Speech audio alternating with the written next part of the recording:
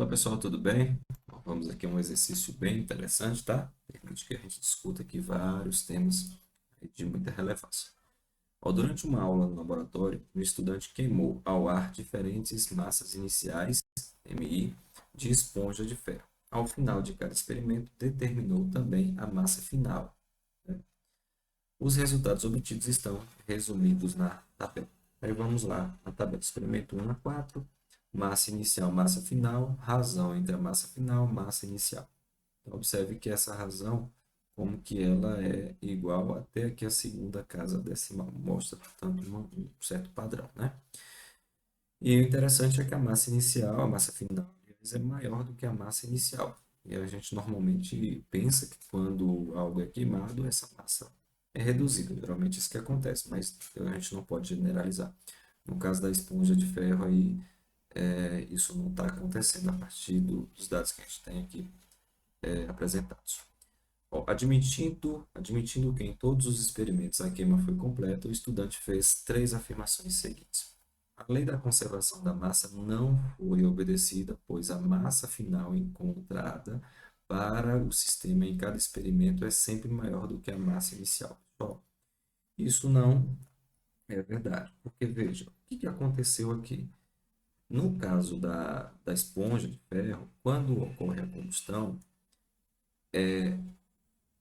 o oxigênio é agregado a essa matéria. Então, quando ocorre essa combustão, o fato de o oxigênio ser incorporado à massa inicial faz com que a massa final aumente. Então, na verdade, nós temos aqui reagentes, né? São os dois reagentes que, quando eu somo as massas, eu tenho aqui uma massa maior. O fato de queimar a esponja de ferro significa que a massa dessa esponja vai diminuir. Na verdade, acontece o contrário. O oxigênio ele é incorporado, produzindo aí os óxidos de ferro, né? O óxido ferroso e o óxido férrico, que acaba fazendo com que a massa dessa esponja aumente. Então, isso não significa, quando ele fala que a lei da conservação não foi obedecida, pois a massa final encontrada para o sistema em cada experimento é sempre maior, isso não tem relação. Ela é maior porque houve aqui uma soma de duas massas. No caso do ferro com a do oxigênio, que incorporadas fez com que a massa final ficasse maior. E isso é perfeitamente possível. Então, o item 1 está, né, falso. Vamos para o 2. O aumento de massa ocorrido em cada experimento se deve à transformação de energia em massa, tendo se verificado a conservação da massa mais energia do sistema. Pessoal, esse é um tema bem interessante, porque relaciona matéria, né, massa e energia. As leis ponderais, principalmente aqui a Lavoisier, diz o seguinte, que na natureza nada se perde, né, nada se cria, tudo se transforma. Para dar a ideia de que se eu tenho, por exemplo, dois elementos, a massa desse elemento com a massa desse elemento, quando se juntam, vão produzir algo que possui uma massa final que reúne as massas iniciais. Então, quando ele fala que nada se perde, tudo se transforma, é nesse sentido de que a matéria não pode ser transformada em algo imaterial.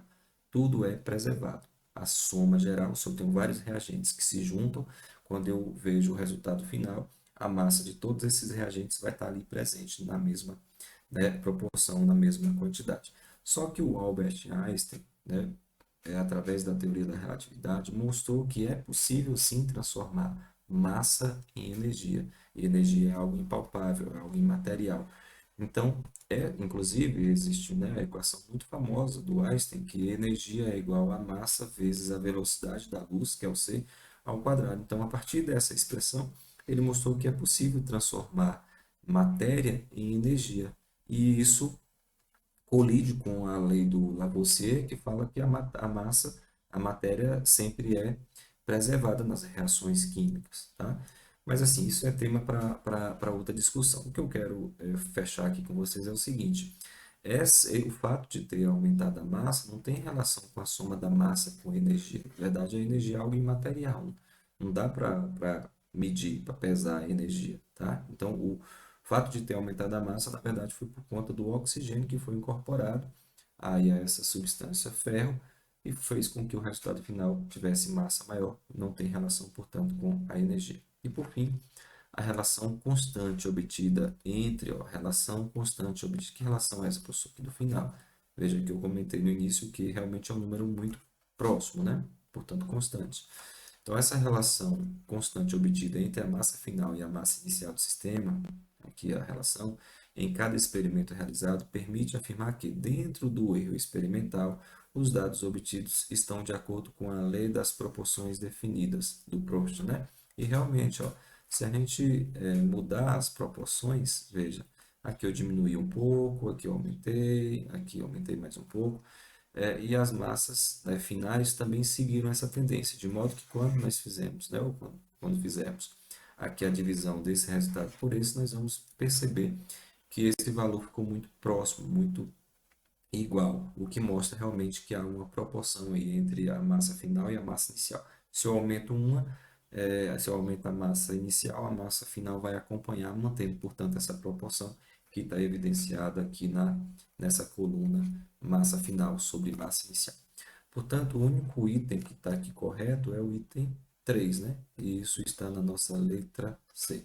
Pessoal, que são bem interessantes, tá? Até a próxima.